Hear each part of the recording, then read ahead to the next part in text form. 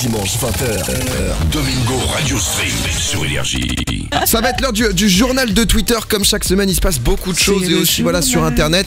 Si jamais vous avez loupé, on tient à vous en parler. Je vous en parlais juste avant ce son, justement. Les French Days, le French Friday, un peu copié du Black Friday aux États-Unis. C'est très simple, c'est six grandes enseignes. Donc il y a Boulanger, Cdiscount, Fnac Darty, La Redoute, Rue du Commerce et Amazon qui s'est mis dessus. Où en gros il y a que des promotions. C'est-à-dire que si vous voulez acheter des choses, c'est le moment. Ça va terminer mardi. Donc voilà. Si vous il y a de la belle promo. Moi je suis pas super fan de ça. Pourquoi ? Je sais pas, moi j'avais cru comprendre que dans la loi française, les enseignes n'avaient pas le droit de vendre à perte. Contrairement aux États-Unis. Ils sont loin de la perte. Hein.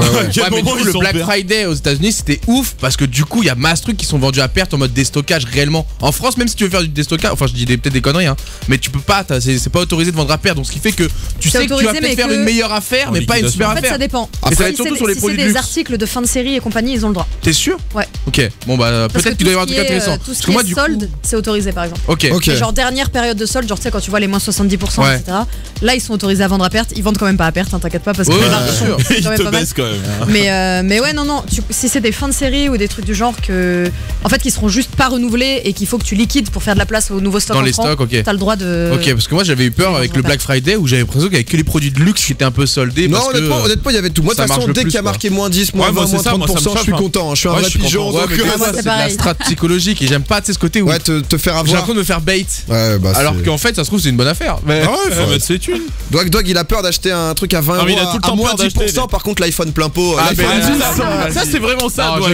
Il a pris un iPhone X. On met le SMIC, on y va. J'avais dit que l'iPhone X c'était mon petit plaisir, je fermais les yeux. Mais au moins, ils sont pas à perte. C'est l'avantage. Voilà, ça je te le dis. Apple, j'espère que ça va chez vous.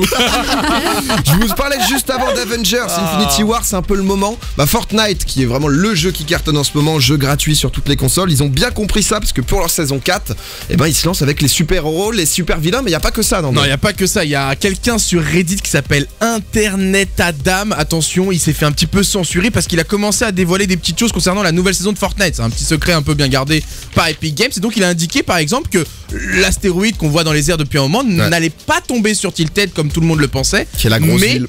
Sur Dusty Depot, donc c'est quelque chose qui est un peu au centre de la map, qui est pas super bien exploité, et du coup en fait Epic Games aimerait voir changer cet endroit là. Il a rajouté que les développeurs avaient l'intention de créer une carte dynamique qui évoluerait chaque semaine, donc ça aussi c'est quelque chose qu'on savait pas du tout, ce qui ferait que les joueurs devraient s'adapter régulièrement aux changements, et donc ça donnerait peut-être un autre sens à la manière dont on joue à Fortnite aujourd'hui. Fortnite c'est assez incroyable, parce que si là vous débarquez, vous connaissez pas du tout le jeu, bon déjà ça fait un carton monstrueux, ils viennent d'arriver en Chine, et là ça y est aux États-Unis il y a carrément des bourses qui ont été débloquées pour pouvoir jouer à Fortnite tout simplement en université, c'est-à-dire tu fais plus option ping-pong mais c'est option Fortnite, c'est-à-dire que option top 1 t'envoie dans tous les sens. Ils veulent des ninjas Ils veulent créer des ninjas. En vrai quand tu vois la réussite de ce streamer ça peut se comprendre. Emma Watson, en tant que fan de Harry Potter, j'imagine que t'aimes beaucoup Alicia.